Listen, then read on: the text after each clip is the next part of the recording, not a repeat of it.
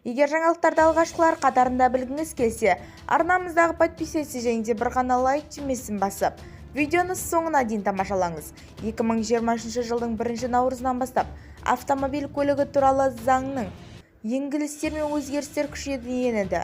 Заңға азаматтардың жекеленген санаттары үшін қоғамдық көлікте жеңілдікпенен жүруге қатысты қауіпті түзетулер өзгертіледі.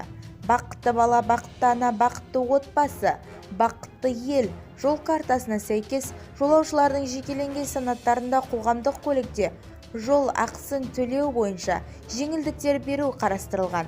Қала маңындағы қатысатын көліктерге алтын алқа, күміс алқалар менен наградталған бұрын батыр ана атанған ағын, сондай-ақ бірінші және екінші дәрежелі ана даңқы ордендерімен наградталған көп балалы аналар тегін жүреді.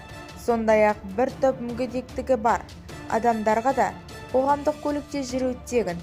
Ал 15-18 жас аралығындағы балдарға билет құны 50%-ға кемейтіріледі. Бұған дейін бұл жеңілдіктер 7 жастан 15 жасқа дейін балдарға пайдаланылып келді.